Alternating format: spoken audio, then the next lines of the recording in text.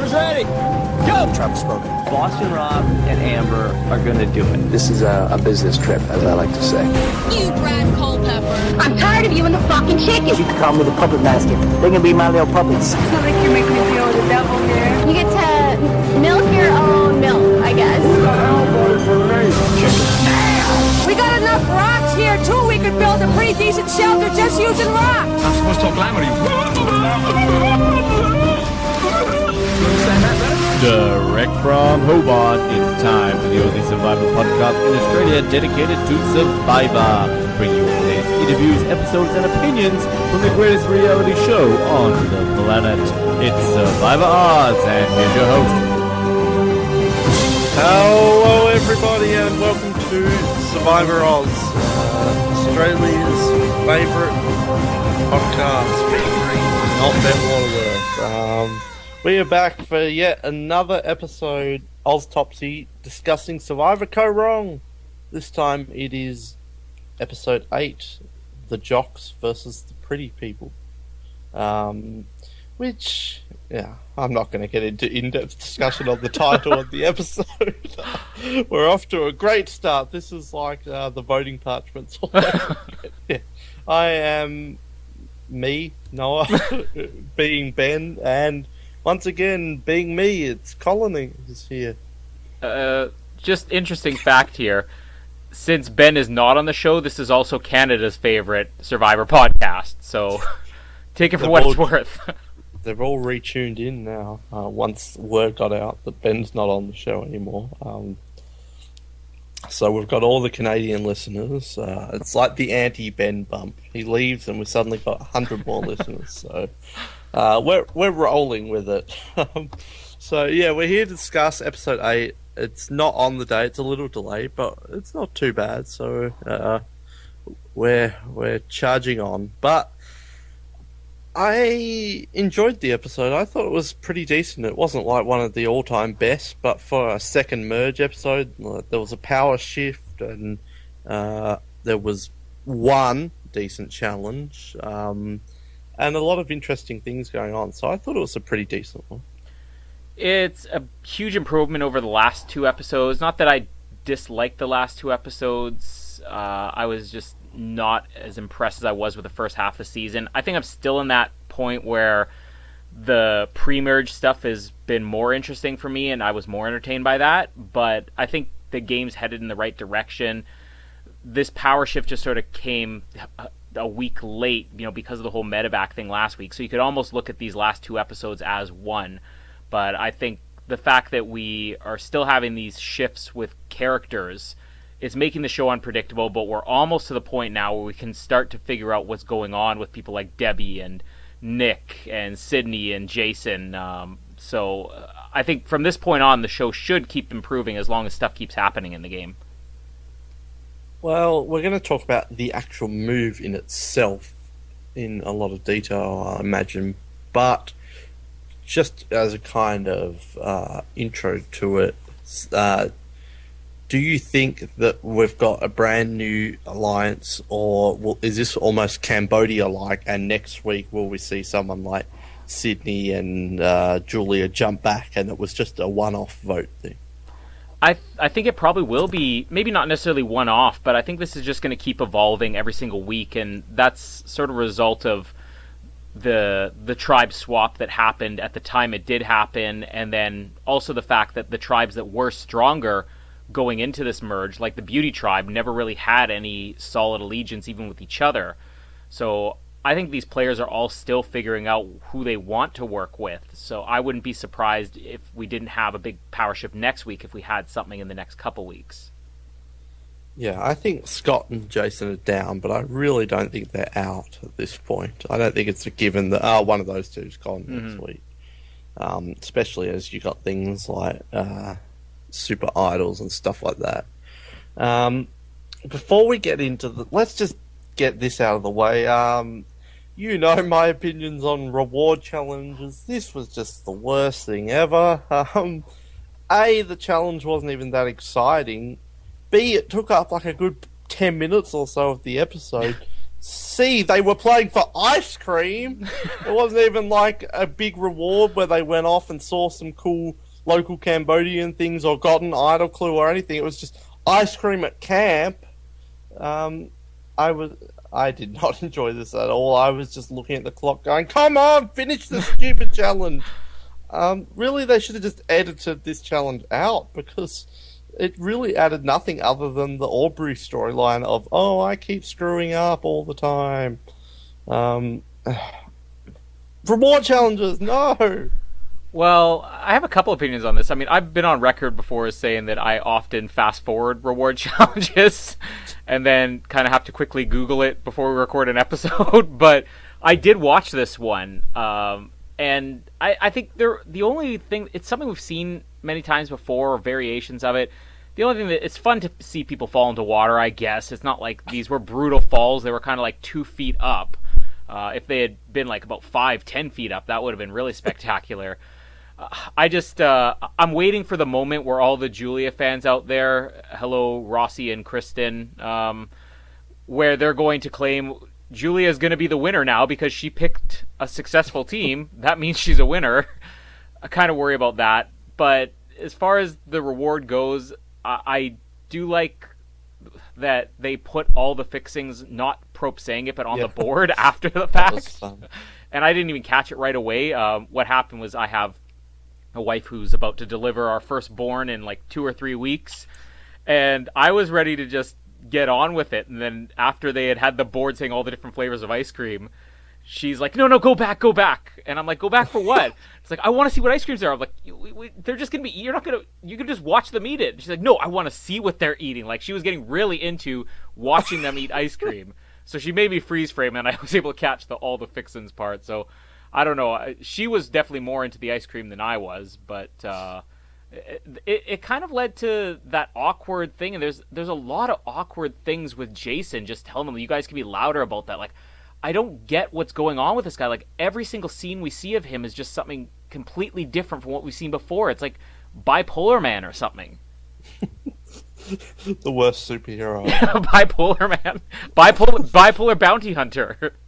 Yeah. Come on, Marvel. Jason's an interesting one, and Scott as well, but they're showing him as obnoxious, but then we get those things like his daughter with autism and stuff like that, and even that was kind of framed in a negative way just because of Sydney's comments of, oh, Jason's going to use this for jury votes or something. But it's not Dan Foley. They're not showing the epitome of all evil, which, for the record, I don't think Dan Foley is the epitome of all evil. But the show just wanted us to believe that. Yeah, like they rarely showed anything positive from Dan. And it's not like that with Jason. I feel like a lot of people want to paint him as a one-dimensional character. The word douche has been thrown around a lot. But I really don't think he is, and it's a really fascinating edit. I think he is definitely one of the more interesting ones this season. He's definitely cocky and arrogant, so if somebody wants to brand him as that, that's fine. He was condescending to one person, Julia, or not Julia, Alicia. So he's condescending to, and we've talked about this so many times that, Alicia just got this reaction out of certain people that other people aren't, like Scott. Scott hasn't treated other people the way he treated Alicia, so you maybe have to consider that there might be something with Alicia that just rubbed him the wrong way, but overall he hasn't been a jerk to a lot of people, and even the way that he handled Sydney this episode, he wasn't like on the defensive, he was kind of understanding of her position, he wasn't, freaking out. It is weird to watch him. I think people are going to look at his comment and take out the context where he's saying, I will talk about this and it may help me get ahead. But he did say, I'm never going to bring this up. But if people ask about my daughter, I'm going to tell them. And, I can understand that. I mean, it's not like you should just not say anything, about your own family just because you're out there. And he wasn't saying this to get pity. He even admitted it. It's like, if people take this in a way where they do see me in a softer light and they want to work with me more, then that's good. He's not manipulating anything. I think that he's an interesting character. I think he's a terrible player so far, but there are moments where I can see that in the right frame of mind, I think that he could be a great player. It's just he's so all over the place. It's just hard to watch him sometimes.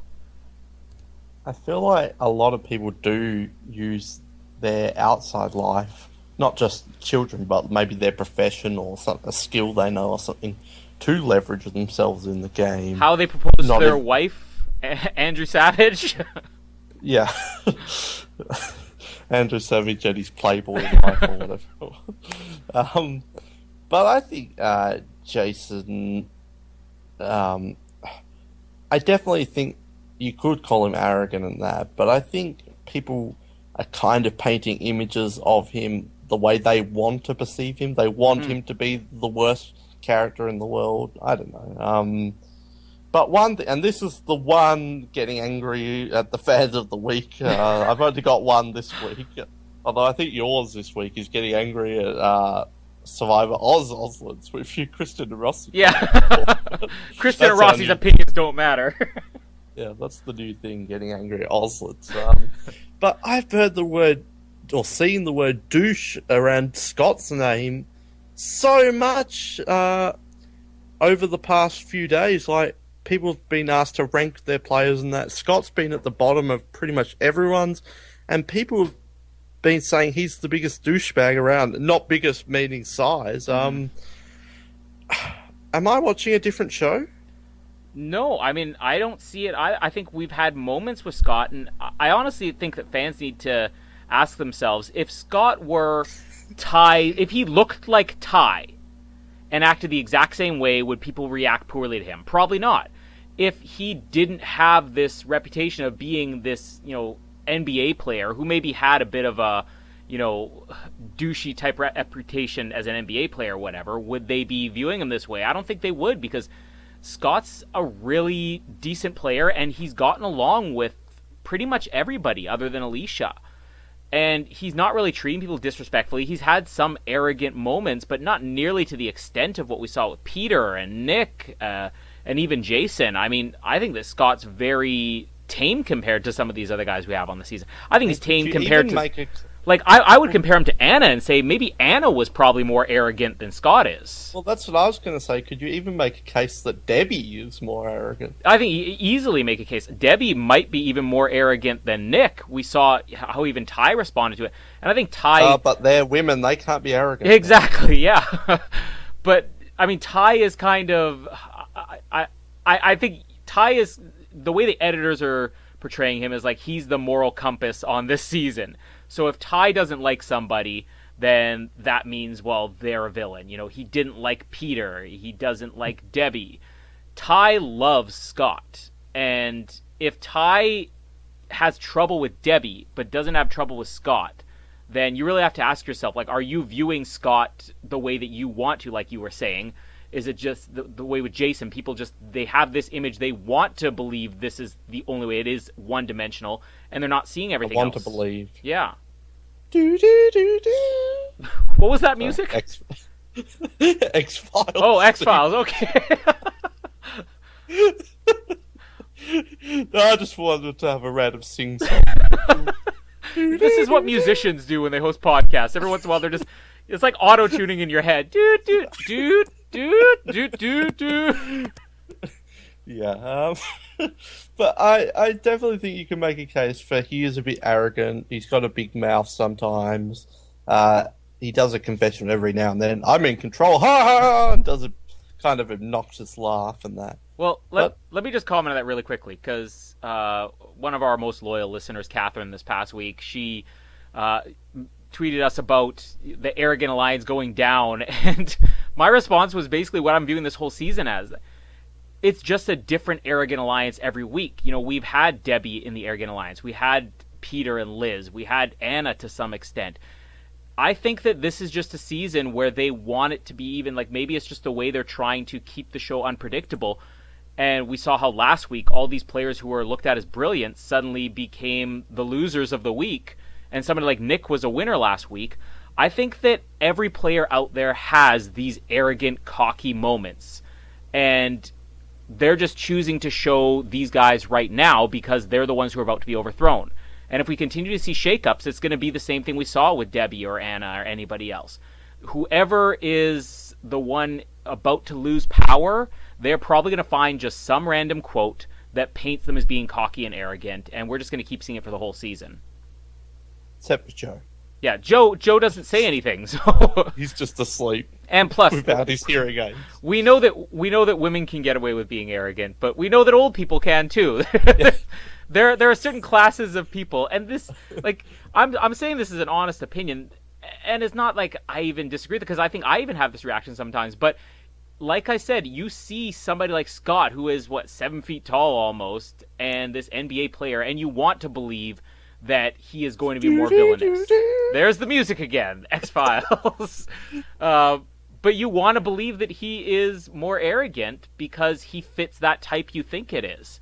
And it's easier to think that somebody like Ty or Debbie, would never be arrogant. Well, we may very well see even Ty at some point being the cocky, arrogant guy that just gets hit.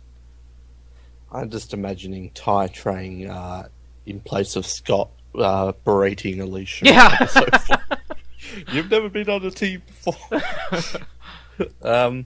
But you kind of touched on how everyone has kind of been portrayed as arrogant or a bit obnoxious this season. One thing, it's taken 8 episodes, but one thing I've kind of noticed now is, and that doesn't mean I don't think this season isn't entertaining, because it's kind of similar to San Juan del Sur, but I really don't think we have a strong group of players here. I think all of these players have made a lot of mistakes in the game, and it is a new person game that sometimes happens. San Juan del Sur was kind of similar. Mm-hmm. There are other ones, like I would argue Philippines or Cagayan were maybe a bit more high-class players, although you've always got lesser players, but everyone in this group, I don't know, besides the winner, you would really argue in our rankings cast, at this point, there's still 6 or so episodes left, that really any of them would be a top 50 player or something, and that's not to say I don't think they're good characters, or this season isn't entertaining, or that they're all terrible players, but I'm just noticing mistakes from everyone, left, right, and center. Yeah, and that may very well be something at the end of the season we look back on and we're thankful for, because, if we go back to some of the early seasons, you think about even Borneo, Richard, off the first few episodes, he was, if you were to watch that season now, let's say Borneo airs as season 32, you would assume, well, Richard can't win because in the first episode they painted him as being a complete buffoon. But he still ended up winning. And I think we're at a different level where everybody has had those bad moments. But, yeah, maybe it's only going to take 1 or 2 weeks. You take Debbie, for example. Off the first 2 episodes, I wouldn't have thought there was any chance of Debbie winning. Or maybe it was which episode was it where they went to tribal for the first time? 3. Yeah, so the first 2 episodes, there was no chance Debbie was going to win. But it only really took 1 or 2 weeks of her being in power for it to be oh, Debbie is we were saying, she's the clear favorite to win at this point. So I think as soon as somebody really steps up and makes a good move and pulls it together, then we'll probably change our minds and be yeah, I think that this is a winner's edit here. This is somebody who is a top 50 player. We just haven't seen it yet.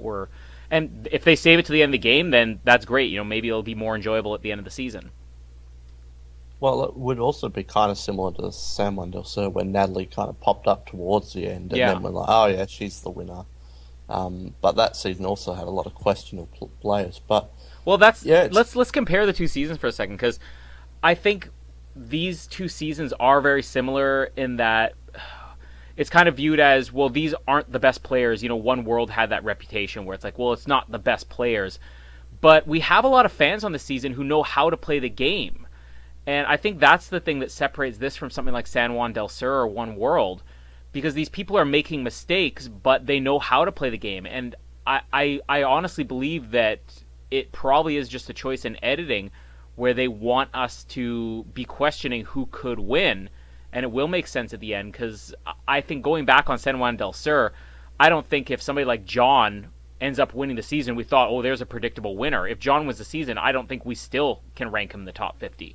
Whereas I think these people, there's still potential that they could figure out the game enough that these could be top 50 players. Yeah, I don't think they're all terrible players. It's just I don't think there's any really strong standouts. And again, 7 episodes left. But it's just something I noticed after this episode that these players are not high quality players. But then I was just thinking about this episode alone, and I feel like, and we'll get into the move and all that, but I feel like 90% of the people came off in a bad way in one way or another after this week. Like Ty had his Jason vote thing that we'll get into, and his super idol thing, which was just come on, Ty. But we'll worst get into tribal that. council phrase since "stick to the plan." Yeah, well, yeah, pretty much it was a stick to the plan almost. And then, like, Julia and Michelle, they voted off one of their allies. Sydney, she turned on 2 of her allies. This week, Aubrey had the picking the wrong team thing, and I keep making mistakes. Jason and Scott, they got turned on. Pretty much the only people I can think of that came out of this episode without any kind of scratch were Debbie and Joe, when Joe's just asleep in the hammock the whole time, so he's not even talking to anyone. And yet, then the last 2 episodes went out of their way to show Debbie and Joe as 2 of the worst players out there. Well, yeah, because I put Debbie number 2 in my power rankings, and it's not that she did anything amazing, but when it really boiled down to it, I'm thinking, well, Debbie is like the only one who came up without like pissing anyone off or turning on anyone or making a mistake this week. So, yeah, what do you make of that? That almost everyone this week kind of, and that's not to say that people didn't come out good. Like, we can talk about how this benefits someone like Sydney, Michelle, Julia, Aubrey, and all that, but it just seemed like everyone this week had some sort of negative thing towards them. Yeah, and I didn't really look at it the same way. Like, especially with Julia and Michelle, I was looking at it more as a positive move for them. But when you really sit down and think about it, they did turn on their ally. And it's not like, I think it's easy for the audience to look at Julia and Michelle and say, well, you know, Nick was never going to work with them the entire time, or it's better for them to go with an all-girls alliance.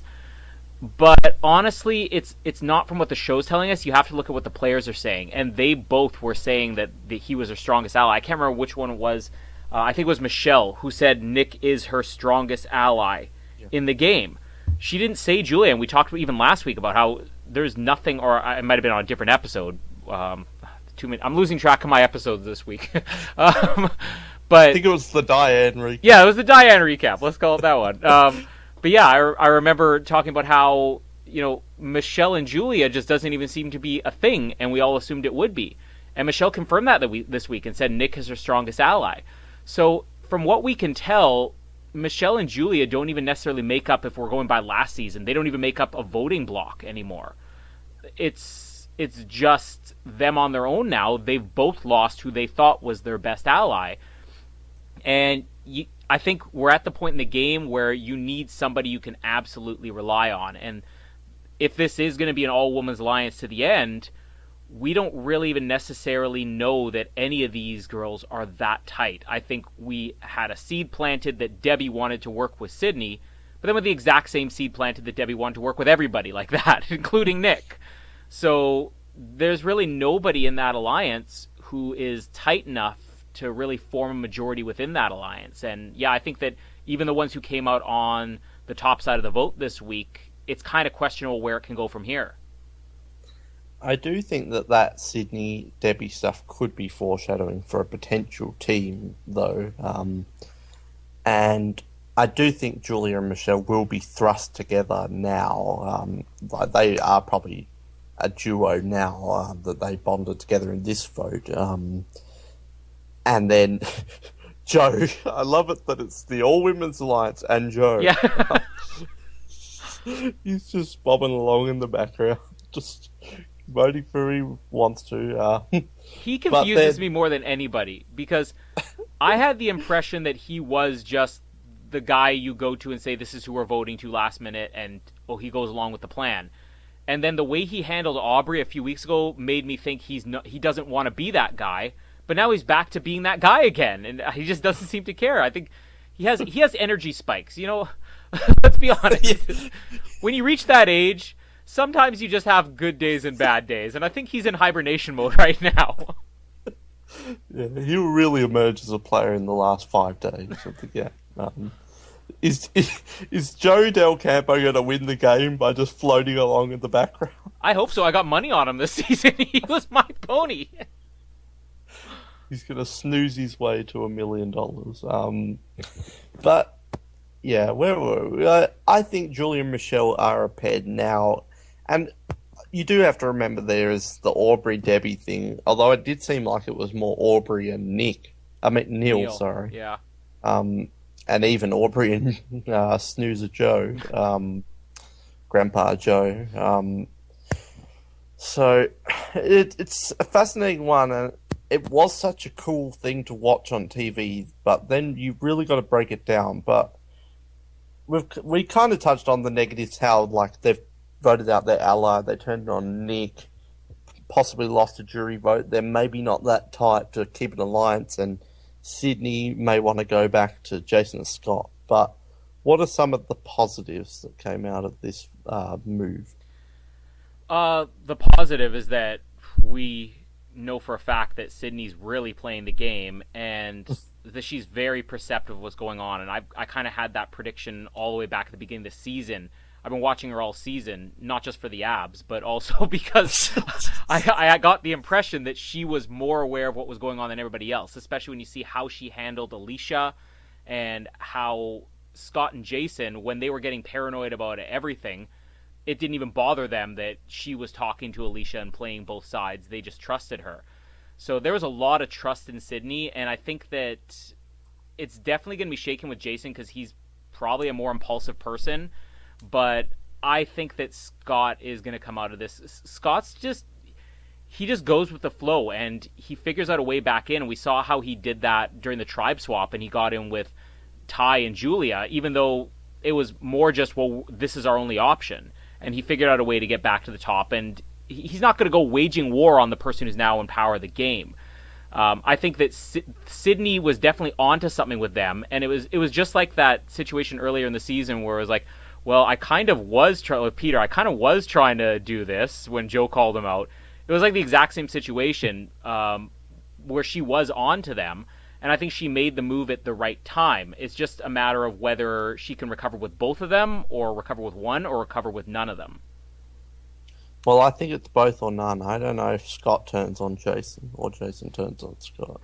Well, I mean, let's look at it. I mean, Scott will want to get to the end of this game. I think he's playing harder than anybody else. I don't think he's playing better than everybody else, but he's playing harder than anybody else, and he wants to win. We had his, soft side moment this week about how he wants to, help his family and everything. And I don't think that he would just be so tied to one person that he would lose track of the game. And he has to know, as much as he might be looking at Jason and saying, this is a guy who will be loyal to me, but also a good GOAT, if he has no other option, I think that he would turn on Jason just to get ahead one more week. You mentioned that this was the right time to make the move. Why this week over something like next week? Well, I mean, who was it in Tribal Council that said the secret is you don't go 6 days in between tribals?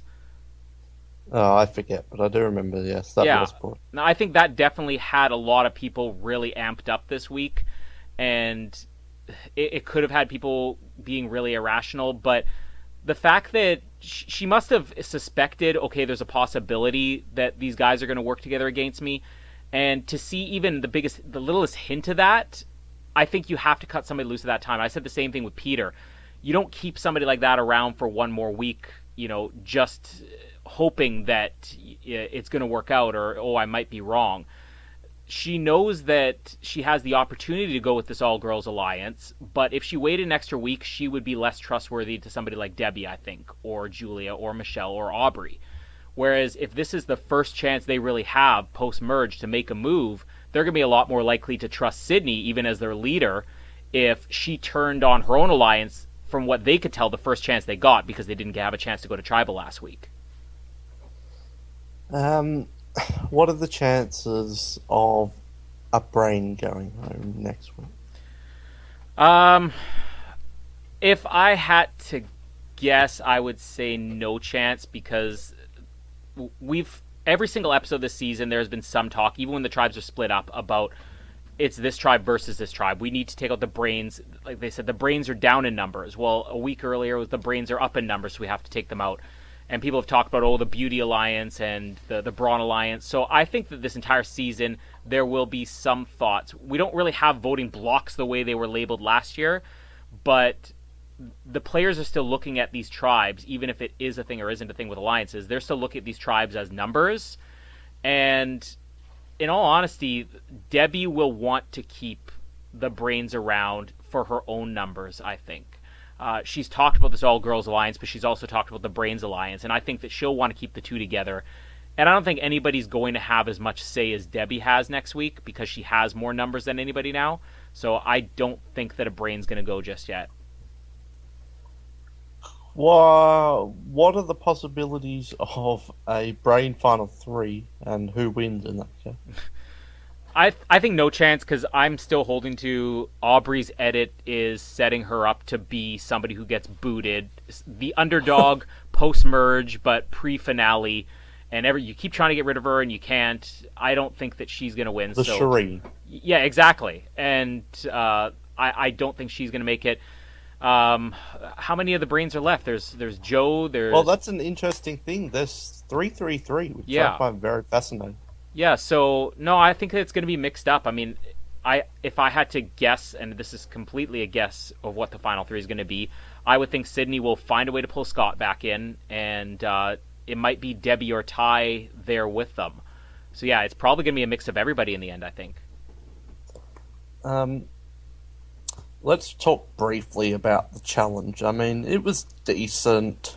We had this new thing where you had to step off straight away, like all at once, to get food, which I prefer the bringing out the temptations and starting small with like milk and cookies and building your way up. I didn't think this was a horrible way of doing it. I just prefer the ongoing nature of it.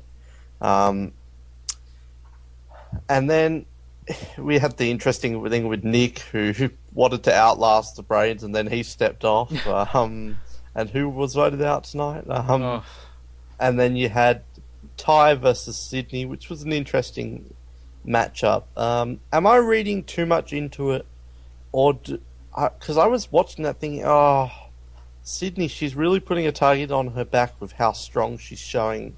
Like, this is only the second individual immunity, and she's really showing how strong she is. She's like a statue there. And then I was also thinking, Ty, he's really showing what lengths he will go to in this game. Am I reading too much into it, or did those two both kind of come off as maybe putting targets on their back?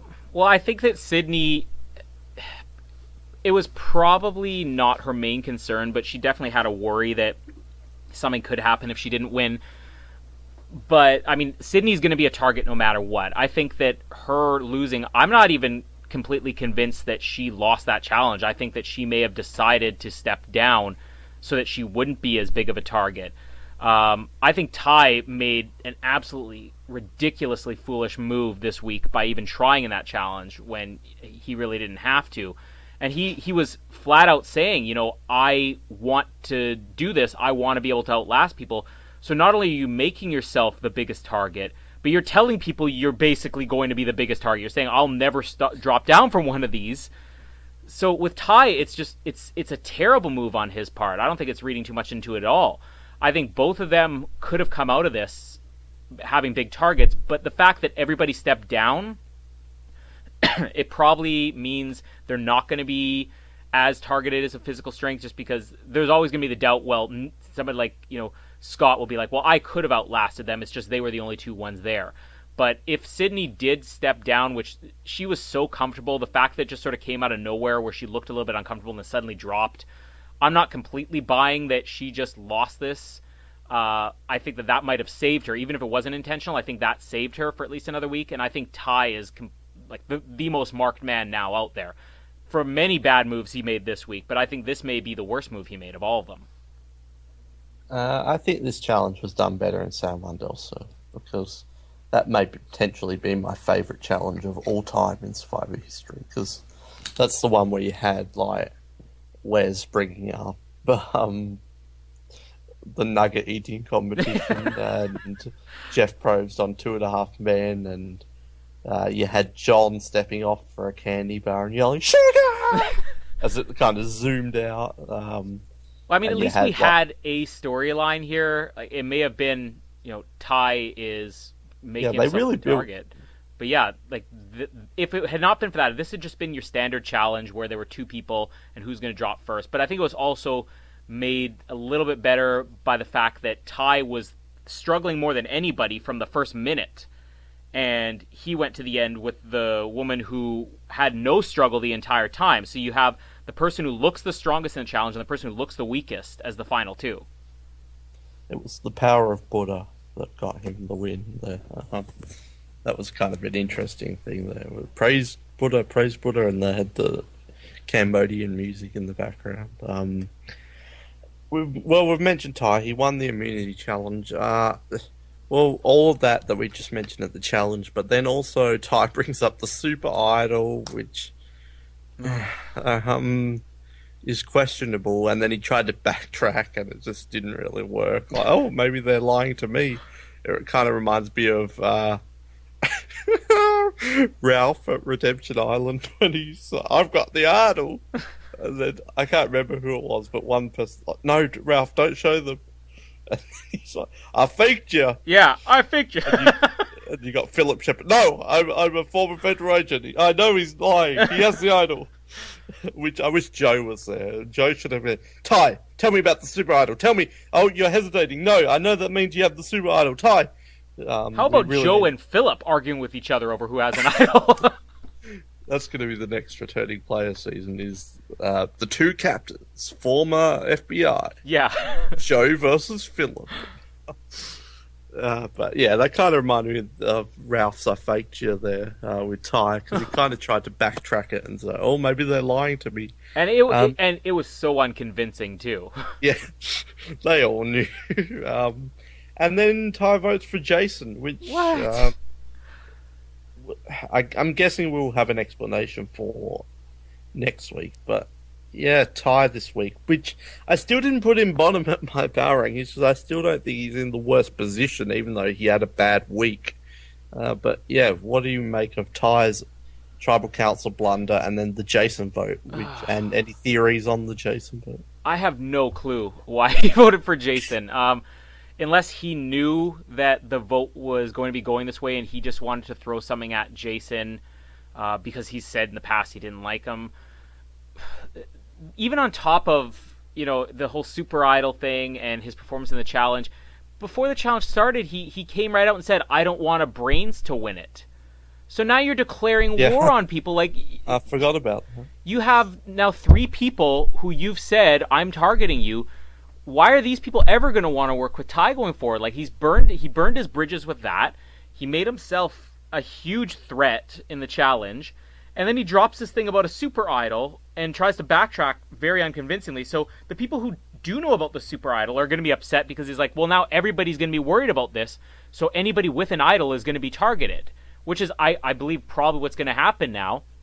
People are going to be worried, well, this person probably has an idol, or even if they know they have an idol, it's like, if there's a possibility of a super idol, we have to get this out, even if they don't know the rules of it.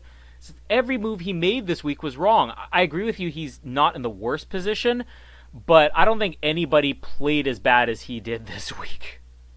I love that he says, yeah, I don't think there are any idols, but I've heard about this super idol. Yeah. You just said that you don't think there are any idols in the game. Now you bring up how there's these 2 idols that you can join together. And almost everybody else out there knows somebody who has an idol too, don't they? Yeah, well, except Julia, apparently. Yeah. So everybody's aware there are idols, and why are they going to believe that Ty, of all people, is the only person who has no clue that there'd be any idols? And why do we keep getting this every single season where players are like, I'm not even sure we have idols this season. This is like the 3rd or 4th season in a row where people have said that. Like, at this point, they're never having a season without idols. Yeah, and watch the show. If you've heard players say that for the last 2 years, and every season there's not only an idol, but some type of like super idol every year, or some type of advantage idol, there's going to be more than just idol. There's going to be idols, and there's going to be plenty of them. Yeah. If Ty can make it to the end, can he win still?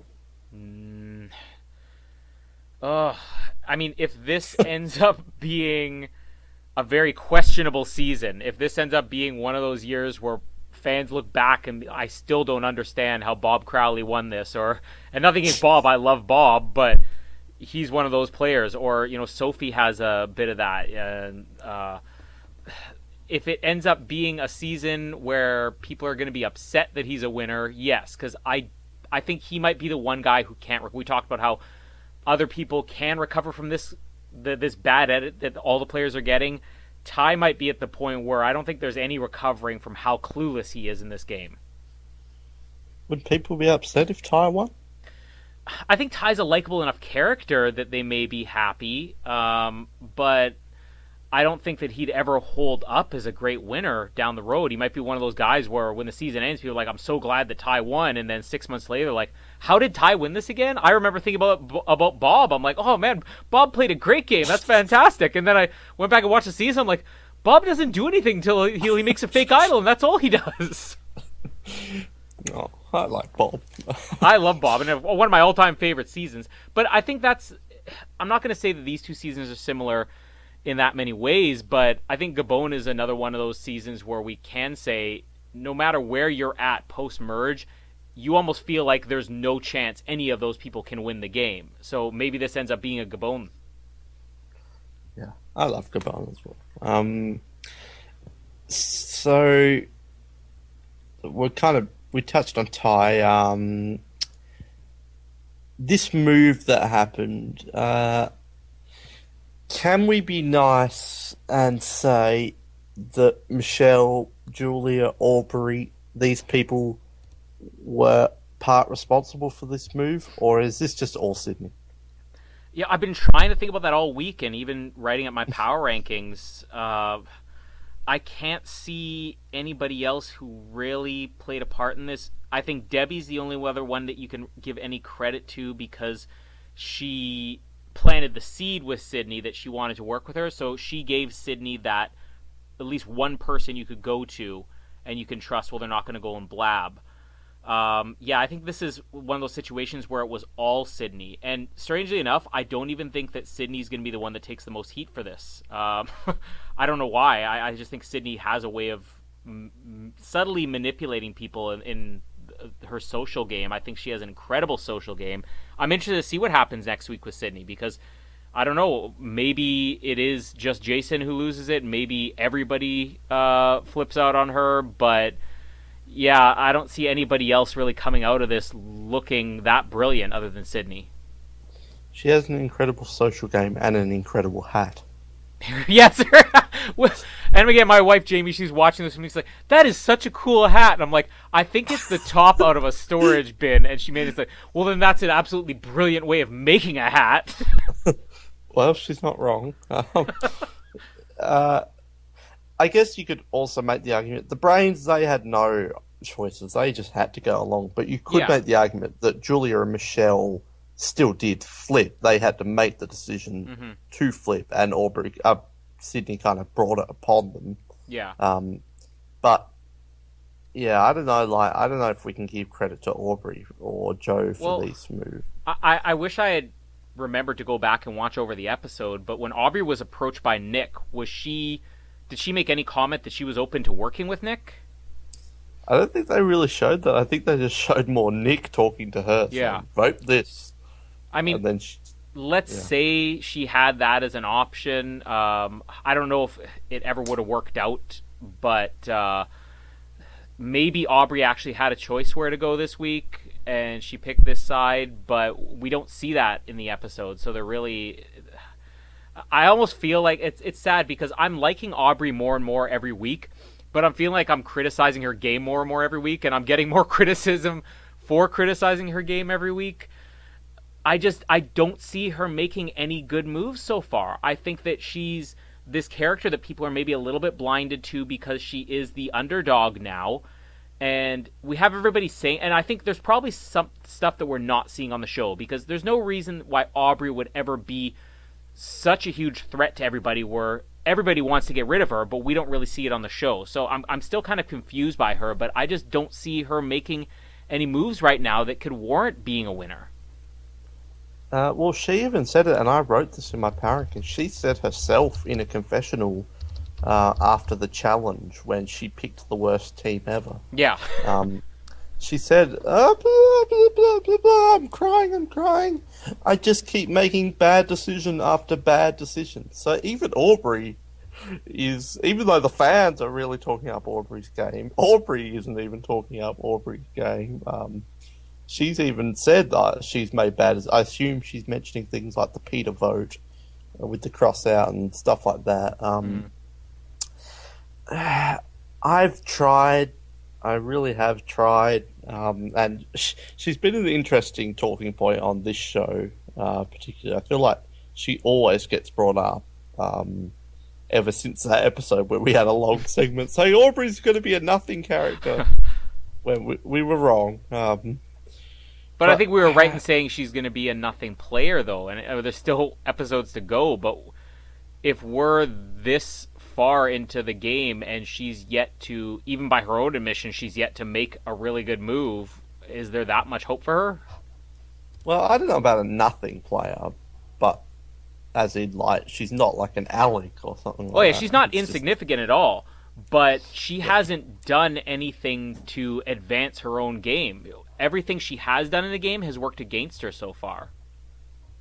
Although you could make a similar argument for like Mike Holloway or someone like that. Oh, and if somebody were to ask me today, is Mike a great winner? I would say Mike won that season. Mike was not a great winner because Mike made so many mistakes along the way. And I think the difference, though, with Mike is that Mike played a good enough social game to dominate the final vote. And he probably knew he was going to dominate the final vote. And Aubrey, again, she's probably by her own admission, she's played a bad social game. Every time she has had an opportunity to interact with people, they've come out of it being like, yeah, I don't really, like when Scott and Julia and Ty tried to approach her several weeks earlier. They came out of it not even thinking it was a possibility. Like, yeah, Aubrey just didn't even want to hear anything of it. Like, she hasn't made herself a person that people are feeling like as a potential winner. I don't think that anybody out there is thinking, oh, I love Aubrey, I want her to win. It's not that they dislike her, they're not thinking about her at all. I think you touched on something, though, is she is the underdog, but I also think she represents a large portion of online Survivor fans. She's that kind of geeky, not necessarily outsider, but I'm not saying Survivor fans are outsiders, but she represents, and to an extent, she would also represent myself, I think. Yeah. She's the underdog, and a lot of Survivor fans can relate to her. But I've really been trying, and after this episode, I've just decided I'm just not an Aubrey fan, and I know that's a very unpopular opinion. But my reasonings, and it's not even like as a player, like you mentioned that she's made bad moves and that, because as I said at the top of this episode, I think everyone in this season has made bad moves. But I just find, has she ever smiled? Yeah. Like, you really need. This is homework for people listening. Next episode, or go back and watch the past ones, and listen to every single confessional. And I don't think she's ever said one positive thing ever. And it's kind of just getting a bit not grating, and in some ways it's with reason, because she has been in a lot of bad places in the game, and if I was in that situation, I would probably be very negative too. But all her confessionals are very negative, and they're also all very much like this. I've made a bad decision. Blah blah blah blah blah blah blah. This sucks, Neil, you son of a bitch. Just everything. Like, keep that in mind next time you watch it. I think you'll notice it. And it's not resting bitch face, but she has resting frowny face as well. Which is weird because, like, pre-season, all of her videos, she was very happy, very lively. She seems like outside of the show that she's kind of a cheerful person. I mean, doesn't she write children's books or something like that? Does she? Yeah, I think that's one of her things is she writes children's books. I mean, and she just looks miserable the whole season. I think that whether it was meant as an explanation or not, the fact that back at the beginning of the season we saw her just sort of freaking out, that it's another one of these situations where the elements are just getting to a player, and that maybe, like, this is a Nick Brown. It's somebody that she's just too exhausted out there to really be who she is. So we're not getting what maybe she was cast for. They cast her to be a lively character, and we just don't have the opportunity to get that because she's just too affected by the elements. I do think it relates back to that first episode scene completely. That this is just really hitting her hard. But it's not for me, like, every single negative confessional and just really down and very game body. So yeah, she's the underdog, and I'm not necessarily wanting her out next or anything like that, but I just don't see it as much as the other fans. But in saying that, I do understand in a way how she is getting a lot of airtime, not just because she's an underdog, but she's good at narrating, I think, even if it is quite negative, and she does give decent confessionals of describing, like, she talked about an avalanche or something, like the snowball effect, and I'm the freaking avalanche or something. Like, she is good at narrating and gives good confessionals, so I think I can see why she has received a bit of airtime. But yeah, I'm just not into it. And the other two people I'm not in, I seem to be just having conflicting opinions to every other fan I've seen online, but Julia and Michelle are just not doing it for me. And I really wanted to like Julia. Like, she's the first Survivor contestant who's younger than I am, and I thought she would be really likable, and she is likable, but both of them, like, and people are still saying Michelle is the number one tip to win. I'm just not really buying either of them too much as someone. If I had to rank all the remaining players from most what I like to least, they would not be up there. Yeah, I think that in a way I can understand why fans are taking this position on people like Julia and Michelle, because we've said so many times how this is a season where everybody's getting a negative edit in some sense, but they're also getting the positive stuff, and maybe they just haven't had anything to work with. Like, I can't really get behind characters I don't see that much of, and that don't have a big personality. I either want a really big personality out of somebody, whether it is good or bad. I want a character that I'm going to remember, or I want somebody who is really playing a smart game. And they're both kind of playing a bit of a floater game, and that's fine if it can get you to the end. It doesn't mean that you're going to come out of it being a character I'm loving watching, you know? So I'm not really a fan of either of those, and I don't dislike them.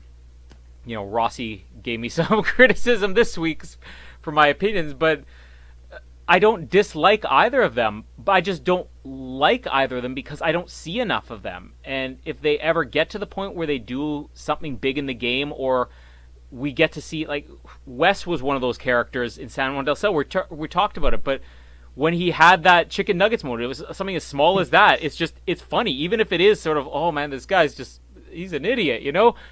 I mean, idiot in a good way, like fun character who's just completely loopy and bizarre. But if we have any type of character moments from them, I can't think of one character moment we've had from either Michelle or Julia. And the only game moments we've had are Anna saying that they're with her, even though we never really heard Michelle or Julia talk about being with anybody, and then both of them saying, I'm working with Nick.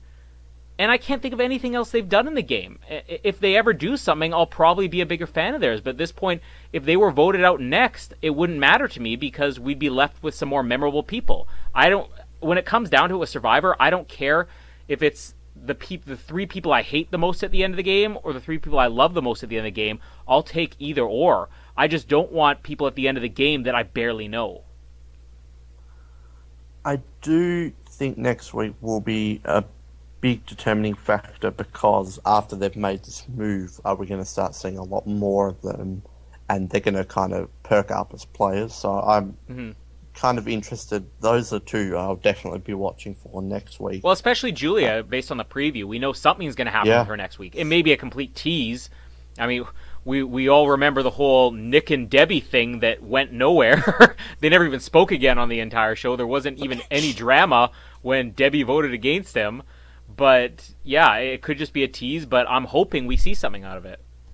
Well, yeah, even if it is a tease, it seems like we are going to be getting at least some storylines about Julia, which one thing I've really liked about this season is, and we'll get to her in a minute as we wrap this up, but like last week it was the Nick show and Nick was getting a lot of airtime, and before that we've had like Debbie and Peter episodes, and Ty in the early portion had a lot of airtime, and then Jason had a lot, and then he kind of had some quieter periods, and then this week it was all about Sydney. I like how they've, like, each character is, well, not every character, and then Aubrey a few weeks ago, but it seems like a lot of them are getting kind of their feature week, which I kind of like. Like, Sydney was pretty invisible last week, and then this week was her week, and then Nick got nowhere near as much airtime this time compared to last week.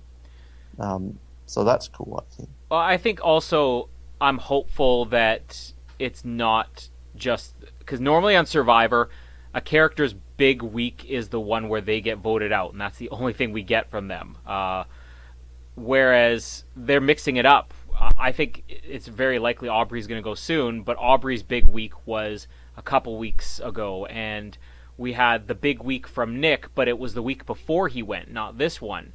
And I think that that's something that could, again, this whole season is just making everything unpredictable, but that's something that I could see going forward really improving the show overall, because it does kind of get predictable after a while. I remember last season we were always talking about, oh, well, you know, this player had this one character moment at the beginning, so it was obvious they were going home. Well, we're not really getting that this year.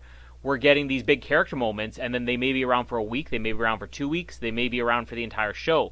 There's more variety, and this is more like the classic seasons, the original seasons, where somebody like Kelly Wigglesworth, her big week was in the middle of the show, and then she was disappeared, and she made it to the end. Let's talk about, talking about big weeks, let's just briefly talk about it. Sydney, she was awesome this week. Mm-hmm. And I think this week she may have solidified herself as a returning player, because she not only proved that she's willing to make big moves, and you know Jeff loves big moves, and she even had that confessional of, and if it doesn't work, who cares? Mm-hmm. So she's kind of like a Sierra type character almost. She's just going to go for things, and if it doesn't pan out, it doesn't pan out, which I think something pros probably loves. So she was willing to make big moves. She did make big moves. She had the bit at the challenge where she showed how strong she was. She showed that she could be confrontational. She said, oh, I don't care. I'll tell everyone about Jason's idol, which, I do think if, she may make some bad moves in the future if she does get confrontational, but she showed that she would be willing to start fights or cause drama. And she had the bit with Jason, and she also had some really solid and entertaining confessionals as well. Mm-hmm. And so I thought Sydney was great this week, and she's also an African American female, which the pool for those characters is very limited when it comes to bringing back players. Like you've got Sari and Sabrina, and Tasha. Then if you want to Tasha for a third time, and then apart from that, you've got to bring back Jatia or Taj, who doesn't want to come back, or Crystal. Why I don't know why Crystal doesn't come back, but that's just my personal anger that we haven't seen Crystal again. So all of those factors, I think, really solidified as a potential returnee, and she was just awesome this week. Yeah, I loved Sydney when she was very subtle and very calculated and biting her tongue a lot, I think is what we can guess it was now. And seeing her explode a bit just makes her that much better of a character.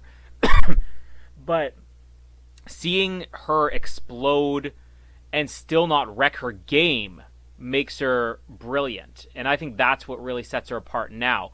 Because there are always these characters who play really well, but then when they get in a fight with somebody, they kind of shoot themselves in the foot. And I think Tony did a little bit of that last year. But it seemed like her getting a bit of the attitude out helped her in this game, and it helped her to be assertive, and it helped her to be respected a little bit, and it definitely helped her to stand out as a player.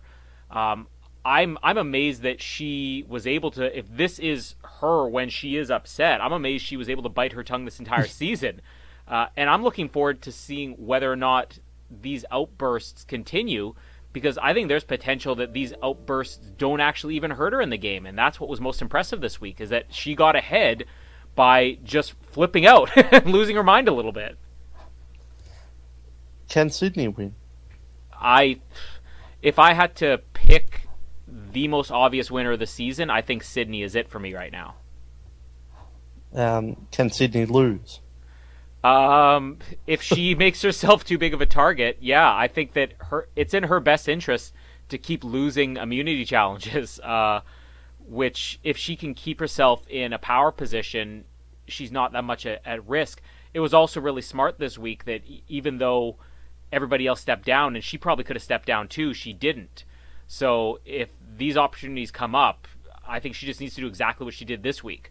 Make sure you're not the one who's labeled as arrogant because you'll step out of a challenge, but make yourself look strong enough that they're not questioning you when you do eventually drop out second last. That will really help her if she can keep doing that.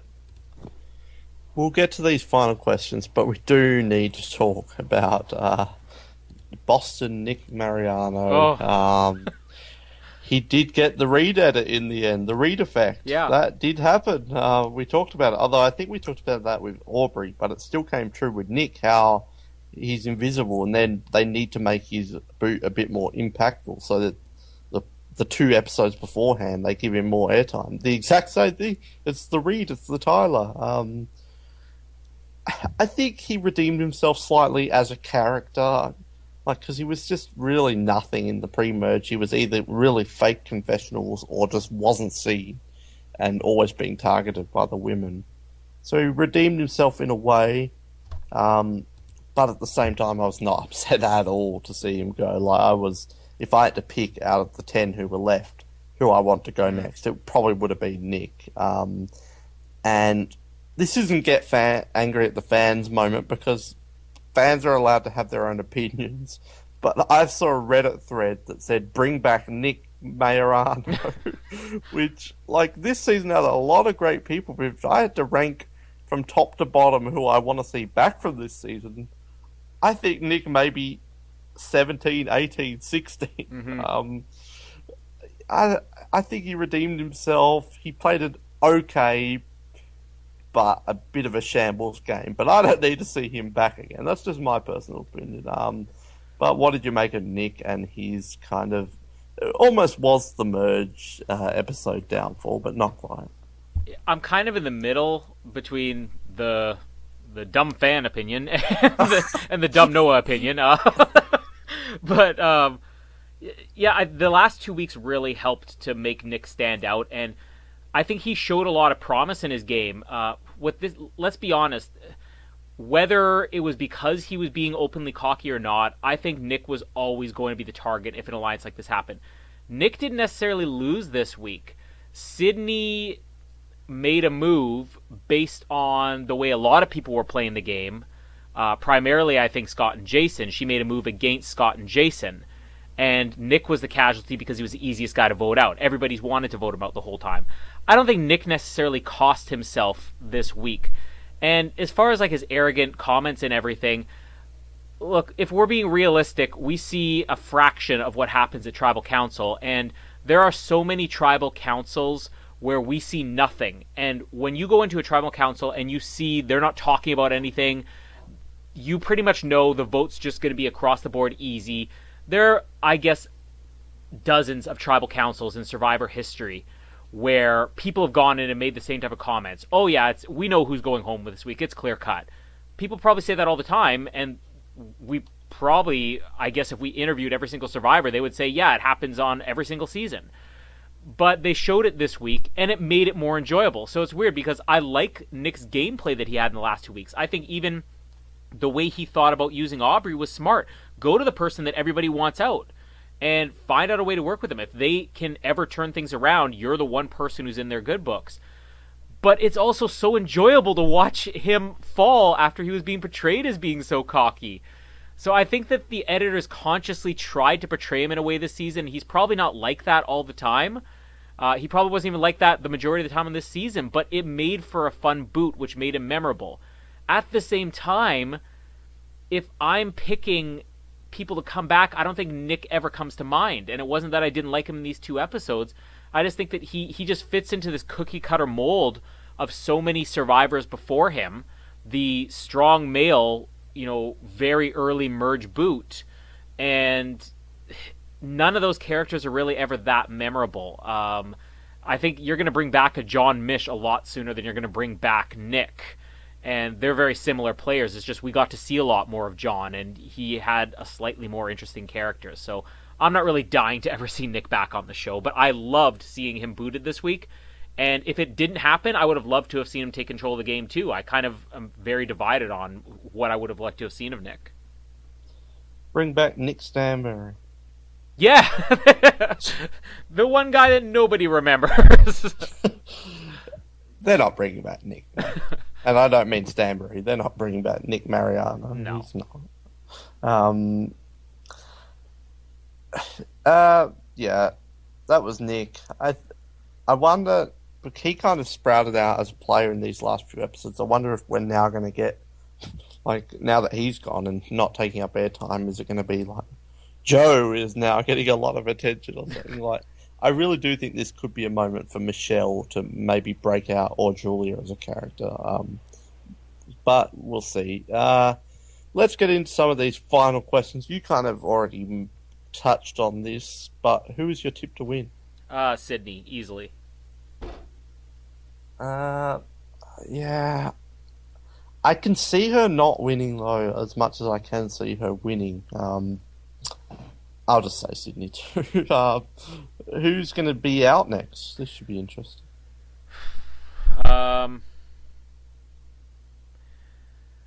It's so tough because we've had good and bad from everybody.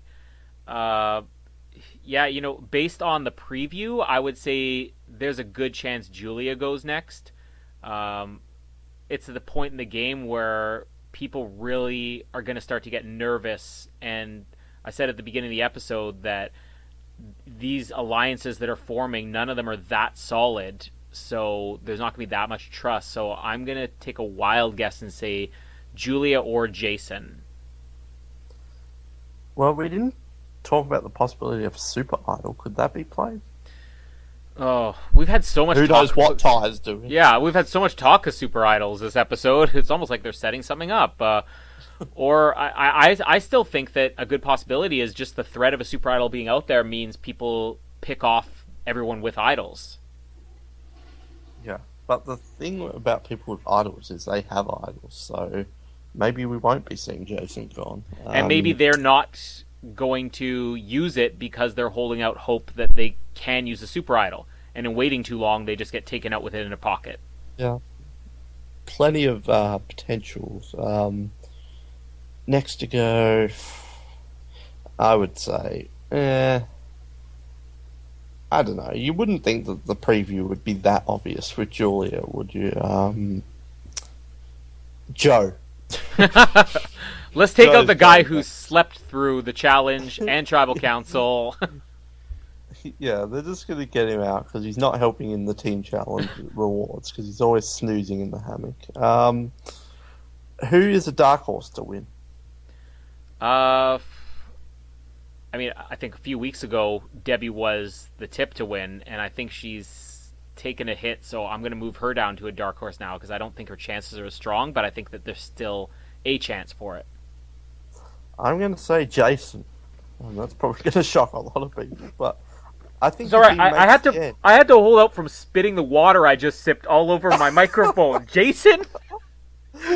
If he can make the end, people make it out that people hate Jason, and we've had a bit of that, but it's not like we've heard every single person, oh, we can't stand Jason. And he does have his story, and Mike had a lot of, oh, we can't stand Mike. And Jason has his autism story, so I'm not saying he will, but a dark horse if he can make the end. Okay, fair enough. I guess everybody's had their I don't like this person. Yeah, I don't think Jason will win, but I think you could make a case. That just shows how hard it is to pick a winner in this season. Yeah, well, maybe in like 2 weeks, we could try and do an exercise of making a case for every person if they make the end. But not now. We need to whittle down the contestants a bit. Who played most like you this way? I always love this question. Only one person really played this week. It's tough. You either are a person who flips because you get nervous at something, or you're a person who gets voted out because you or lose your advantage because you're arrogant. There were only 2 players this week. No, I probably would say Nick minus the whole arrogant comments, because I'd always be way too paranoid about making people do that, but I'd be the one to try to make an alliance with the person that's about to be voted out. So, yeah, probably Nick. I say Joe because when I'm not sleeping in the hammock, I'm the first one to step down for hot dogs. Which I think Joe stepped down, didn't he? I'm pretty sure he did. I think everybody did. Well, except for Julia, who missed out, stepping down by 5 seconds. Poor Julia. Who was it that happened? Maybe it was Micronesia or something. Alexis or something. Alexis was on Micronesia. Oh, Alexis on Micronesia. Yeah, okay. Didn't she have she dropped with Jeff holding the plate or something, and Jeff's like, I never said ready to drop. I swear that's happened. I don't remember. I don't really want to go back and watch the season either. I'm not a fan of it, but of Micronesia. I thought it was. Yeah, I'm not a big fan of Micronesia. I don't like fans versus favorite format, but I actually feel like that happened in a recent season too. I can't remember which one it was. It's probably happened multiple times. Yeah. But I always feel bad for the person because I would be pissed if that happened to me. Let's just say Alexis on Kaoh did it. Let's just say it's all Alexis. Yeah, that would do. This week, were you the All Girls Alliance, or were you the Nick, Jason, and Scott Alliance? I'd be the All Girls Alliance, because if I had to pick who I wanted to be around for 39 days, it certainly wouldn't be Scott, Jason, and Ty. Well, yeah. Who knows if Ty's even in that alliance? I really hope we get explanation to this Ty thing, because it was just so random. I don't know if they're going to have the footage for that. Like, does Ty even know what he's doing? It's just weird that there wasn't, like, a setup towards it, but it may get concluded or at least brought up. I don't know. At least, surely Jason is going to bring it up, do a Lex, or a Rupert, who the hell voted for me. Dr. Rupert.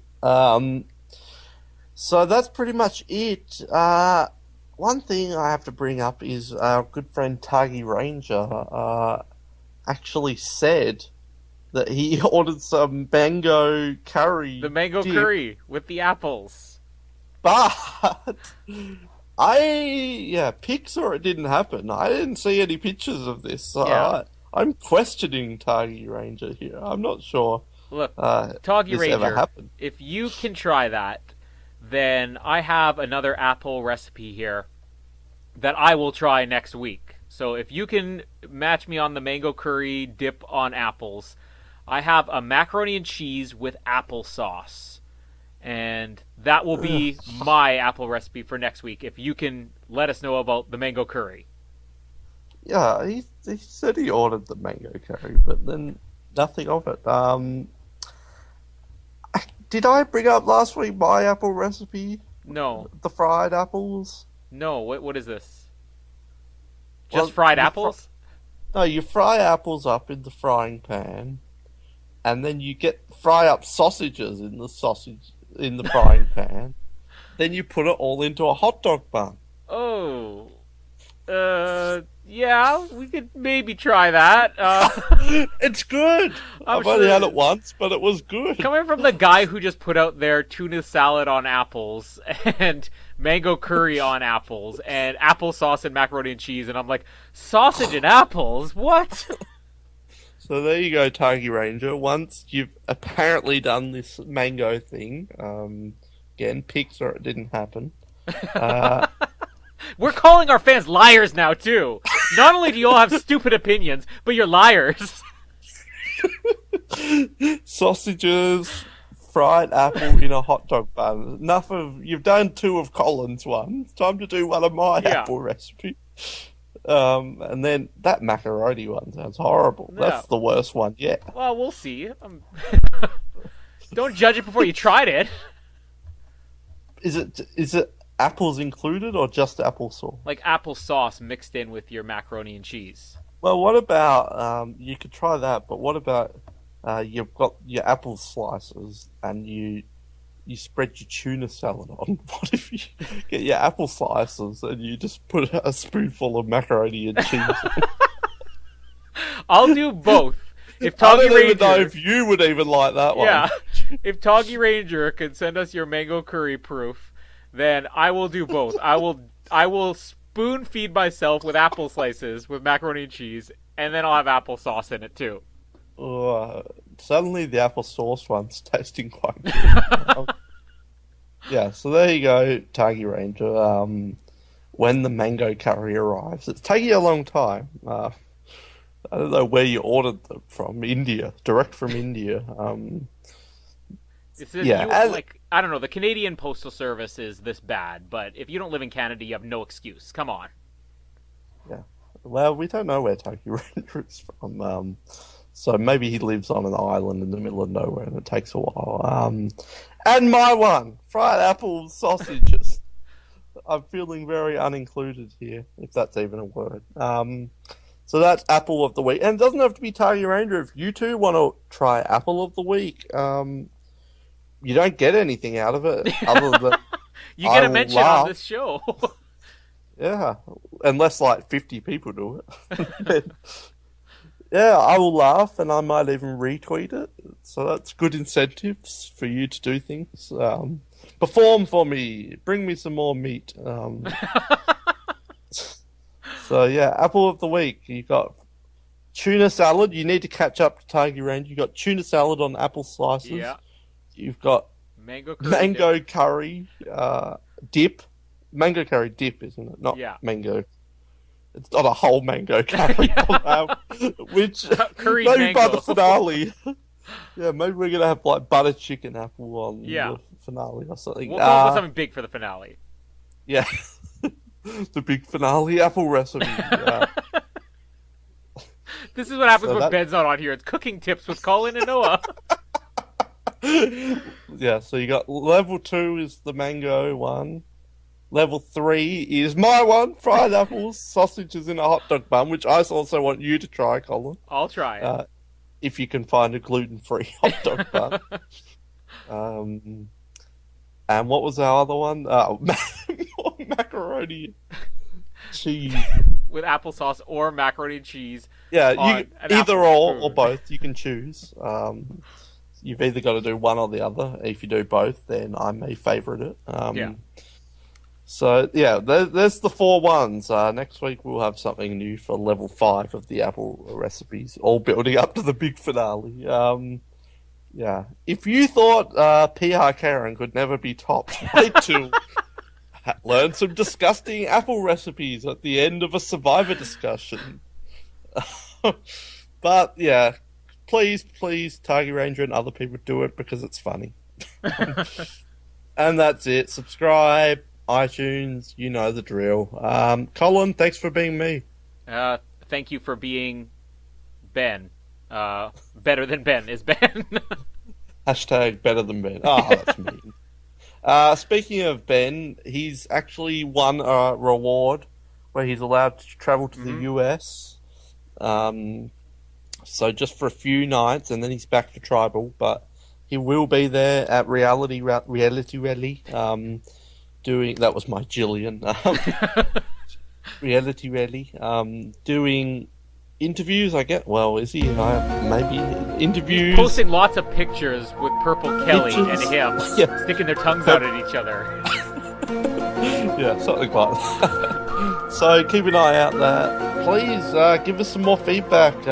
We always love to hear from, especially the people who normally show up live, and we've been really slack with that. You know, the Catherines and the Zachary Chongs and Chris Burgers of the world. We love reading feedbacks and Apple stuff, so yeah, bring it on, and keep an eye out for all things Reality Rally related. And until next time, we'll speak to you on the trains.